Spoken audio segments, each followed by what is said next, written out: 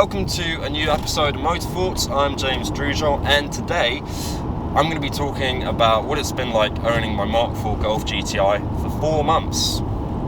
4 months. First thing to say, I haven't really been able to drive it as much as I'd like to, just because of lockdown, and we're not really supposed to be travelling about the place, are we, at the moment? But that being said, I have still done 4,000 miles. 4,000 miles, 4 months. I think, make of that what you will. I just want to say a big thank you to everyone that's liked my videos and taken the time and effort to comment. I really appreciate it, and I've enjoyed seeing what all of you had to say, especially on the Mk4 Golf GTi. It seems to be the most popular car I've done a video on so far, but I'm not surprised. I have some ideas to customize the car, so I'll be sharing that with you later on in the video.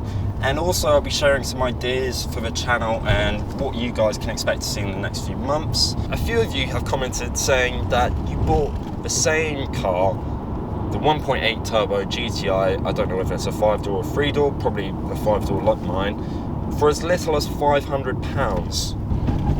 Which is, fair play. My initial impression is, if you've got this car in supposedly as good a nick as this, and only about 120,000 miles, well done, fair play. I didn't really talk about it in my first video with the Golf, but I bought this car from Specialist Motors in Bristol, and they specialise in second-hand cars, and there were a few things they did before I collected the car. So they gave it a new MOT, they gave it new brake discs on the front and new pads. They also put in a new battery.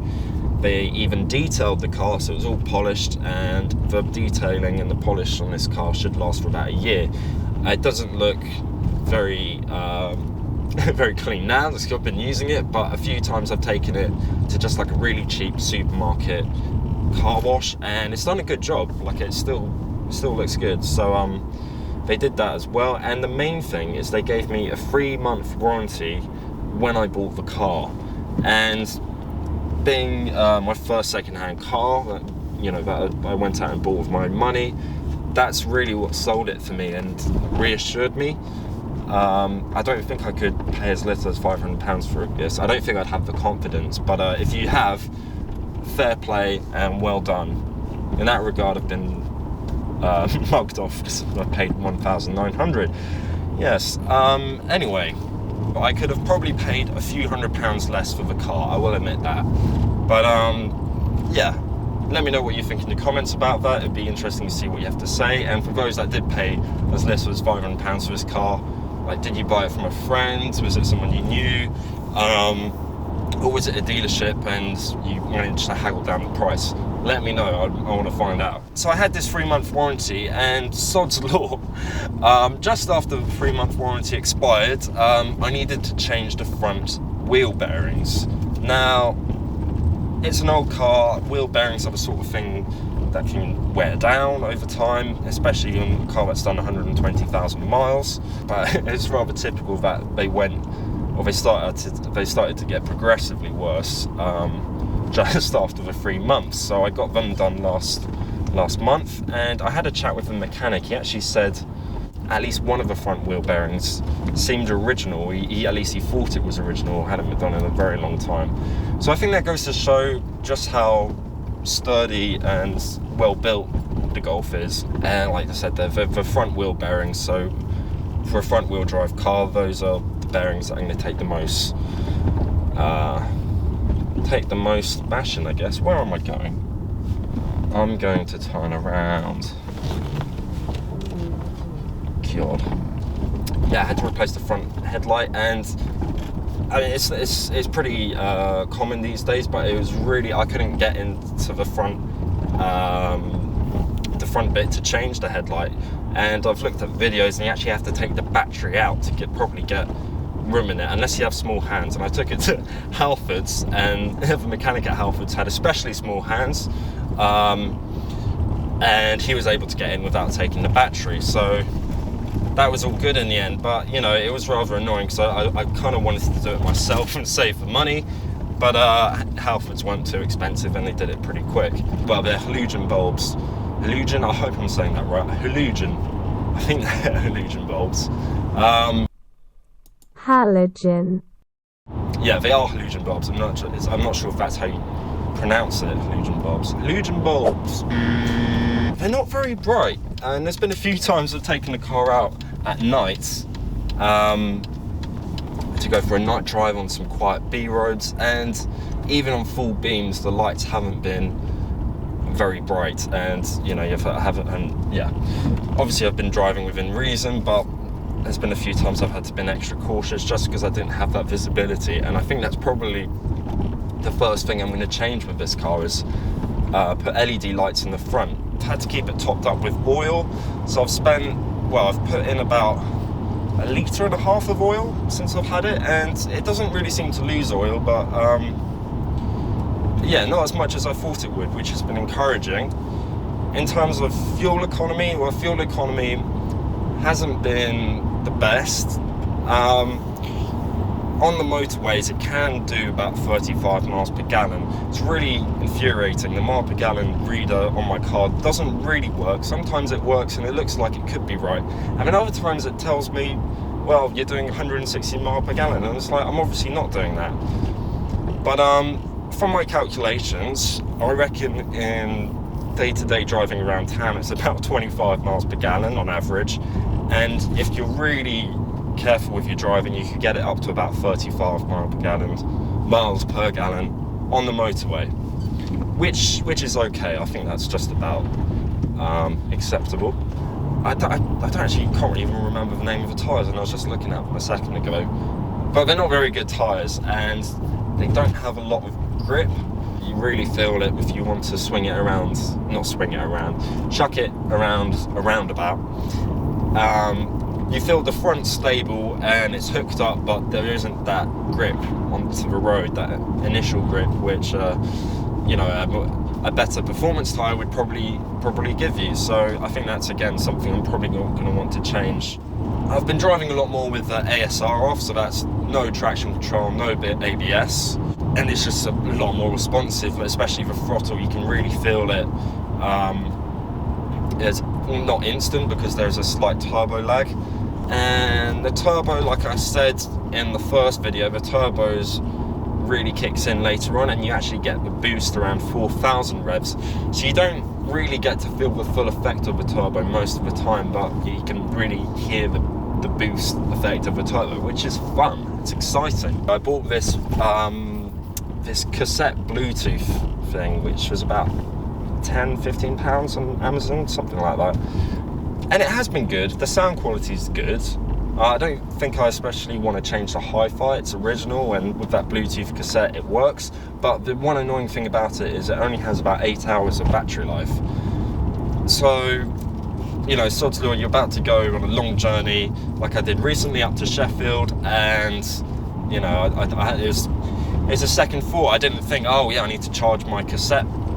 You don't do that, do you? It's not something you think about. The seats though are really comfy on long drives. They've really done my back wonders. I don't necessarily have the best posture, but in the driver's seat, and only the driver's seat, you've got a special adjustment to push in the middle of your back, which is really good for long drives, and it helps keep you upright and, you know, stops you getting back pain over a long drive. It hasn't happened in a while, but occasionally the boot warning lights come on, and I've looked into this, and it seems to be a problem with VWs from this era on like the Polos and the Golfs. If you use the rear wiper and use the washer fluid, sometimes that can leak and it disturbs the electrics around the boot lid, so you get a warning light and it tells you that the boots, there's a problem with the boot. And it's not the case. It's only happened twice. It hasn't happened in a while, but that's something that I've picked up. Part of me wishes I did get a free door. It's a bit infuriating. Well, I haven't had the chance to use all 5 doors and get friends in the back yet because of coronavirus and lockdown.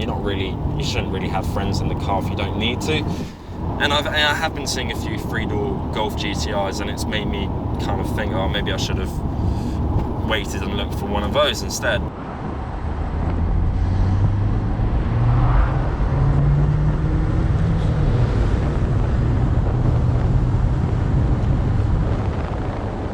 So So I've spoken a little bit about what it's been like to own the car for the past 4 months.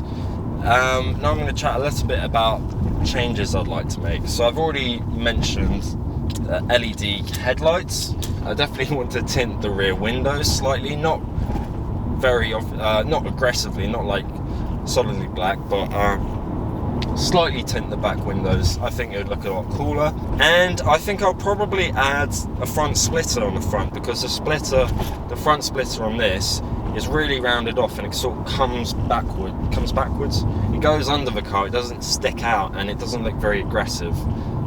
It just looks like a regular Mk4 Golf. So that's something I definitely want to change. So those are the 3 things I'll probably change first. So expect a video on that. Now, in terms of properly modifying the car, well, the problem with modifying a car is it's quite expensive, and you do one thing, you have to do the other thing. You do up the power, then you need to do the brakes and all the other things. So it gets quite expensive, and I definitely don't have the money to do the kind of changes I want to do to it now. And in terms of my work and in terms of my situation, I'm on furlough. Well, I'm lucky enough to be furloughed at the moment, but it's not ideal, so I probably won't be able to do any real changes to the car for a good few months. So sorry if you've subscribed to my channel and you're expecting lots of content. I'm sorry about that. There's not much I can do. So what else is there to do? I've already spoken about how shit the tyres are on this car. So there's some 17-inch black alloy wheels I found, which look really neat, and I really like the look of them. And you can pair them through this website with Michelin Pilot Sport 4 tyres, so really good tyres. And all in, that costs about £1,000 for the BBS wheels, for 4 BBS wheels and for 4 Michelin Pilot Sport 4 tyres, which is a lot of money, but I do think it'd probably be worth it. And I'd probably change the wheels and the tyres and the suspension and brakes at the same time. The wheels on this now are 16-inch, so putting bigger wheels on, come on love, putting bigger wheels on, even though the sidewalls of the tyre are probably a lot less, it will mean having to recalibrate the speedometer in the car, so I would have to take it to a garage to do that anyway.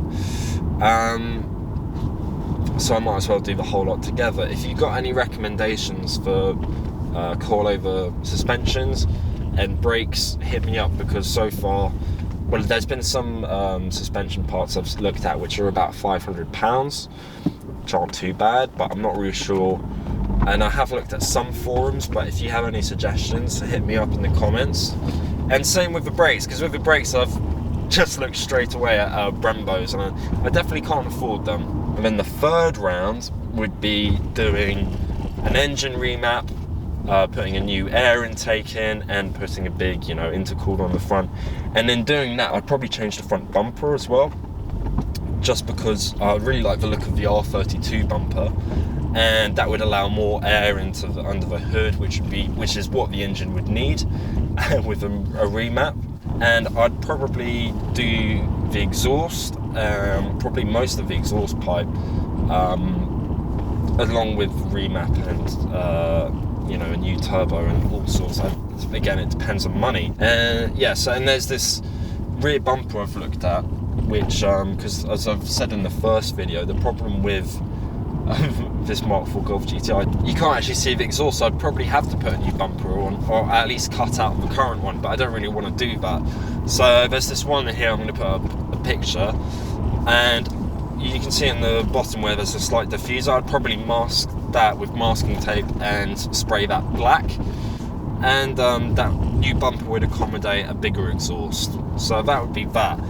There is a £240 rear spoiler I found online, which is made of carbon fibre. That's why it costs that much money, but I think it looks really neat, and I don't think I would get that carbon fibre spoiler, just because it wouldn't really do anything, and it's definitely not worth spending £250 or so for a piece of carbon fibre that's not really doing anything, although it does look really cool. So I'd probably get a plastic spoiler and then, spray it black or something like that and do a similar kind of thing. I really like that shape. I think it looks really cool coming off the boot. or the roof, I should say. So those are my ideas for customizing and modding the car. Let me know what you think in the comments down below. If you have any recommendations for places to go, obviously it'd be great to go somewhere very friendly where they'd allow me to film and show you guys what's going on. Let me know in the comments. So yeah, I've spoken a little bit about customizing the car, and now I'm going to chat a little bit about my ideas for the channel. So if you didn't know, I started Mk4 because I want to be a car journalist, and I set it up as my own thing, my own YouTube channel, my own blog as well. If you haven't looked at it, I have Mk4's blog, and I have some articles there if you like reading. Even if you don't like reading, you should read. So you should read my blog. So my plans for the next few months are to keep writing and to do more car reviews. So I will be doing a hot hatch series. I've already started that with a Seat Ibiza Cupra. I'll hopefully be reviewing a Seat Leon FR from 2014, so a couple years before that Ibiza that I just reviewed. But it'd be really cool to compare those two. And I'll also be reviewing a mini John Cooper Works from 2020 in the coming weeks as well. So there's that to look forward to as well. But yeah, I do want to do a hot hatch series, so I will be contacting dealerships now that they're starting to open and seeing if I can get my hands on some hot hatch cars. I hope so. If not, I also plan on doing a budget car series, so I'll also be reviewing a Renault Megane in the coming weeks. And I've already done the Renault Clio, but it would be cool to do, you know, some more common budget cars that, you know, first-time buyers might be looking at, or, you know, most everyday people would probably be looking at. So I'll be doing a budget car series as well. And I'll also be trying to start off an electric car series, because as much as I hate to admit it, and I'm sure you agree with me, electric cars are the future. I don't necessarily like them, and I'd prefer it if we could all just carry on driving internal combustion engine cars. There are hopeful signs about synthetic fuels in the coming years. So it looks like performance cars at least will still be able to run on synthetic fuel, but that's going to be quite expensive. So for most people, electric cars are going to be the future for our day-to-day driving and getting about. So I think it's worth doing a series on electric cars, especially as I want to be a car journalist. So I'm going to try and get on with that. So I'll also be doing a series on driving roads in the UK, because I can't do very much on customizing my Golf at the moment because of money. But I can get out and about, and it would be really cool to make some videos on some really nice driving roads and sharing with you guys some nice routes you can do, you know, to go driving, and some really nice roads. So I'd probably start off with doing the Peak District and Snakes Pass, because that's a road I know really well and I really enjoy. And I'll also probably do some videos in Scotland, because I'm planning on hopefully doing a road trip in the summer. So in terms of actual driving, those are my ideas for future series and videos. Like many though, I started doing sim racing at the start of the first lockdown last year, and I think I'm going to start a series on Assetto Corsa, not as like a sim racer, hands on the wheel, not as a sim racer, but just like comparing cars through the game, because I don't think it's really been done. And I think using information on the internet, on the specs of the cars, and reading previous reviews, I think it'd be quite fun to compare performance cars in Assetto Corsa, like, through the game, if that makes sense. Yeah, so anyway, I want to start reviewing cars through Assetto Corsa, because on Assetto Corsa you can do lap times and you can do drift trials, and it gives you like a drift rating. So I could do like a leaderboard for drifting, I could do a leaderboard like around a couple of tracks, and I can sort of give my opinions and comparing the cars through the game. And that will hopefully do me a world of good as a car journalist, and, you know, gives me a bit more practice talking and driving, albeit in a game. And in Assetto Corsa, you can get all kinds of footage in the game from your session, and you can go back and edit, and there's all kinds of possibilities to make some really cool videos for it. So that's an idea. I will be writing a lot more hopefully as well on my blog, so go and check that out. Let me know what you think about those ideas, whether you think they're shit or, you know, or whether you think they're good. I don't know. Regardless, I'm probably going to have a try at making all those ideas and just see how they turn out, really. But I will definitely be focusing on reviewing more cars, so expect to see more cars on the channel, not necessarily loads more videos on the Golf, although I will do some driving trips, some road trips, and some videos on driving roads with this car, and a few videos with modifying this car, hopefully in the next few months. I've been talking a lot. Anyway, thanks for watching the video, if you've been watching this far. Don't forget to give me a like and subscribe if you haven't already, or if you've enjoyed this video. Let me know what you think in the comments, and stay safe, I guess. And enjoy the pubs. Enjoy the pubs. I am. Anyway, I've been James, and you've been watching Motorthoughts. Till next time, guys. Ciao.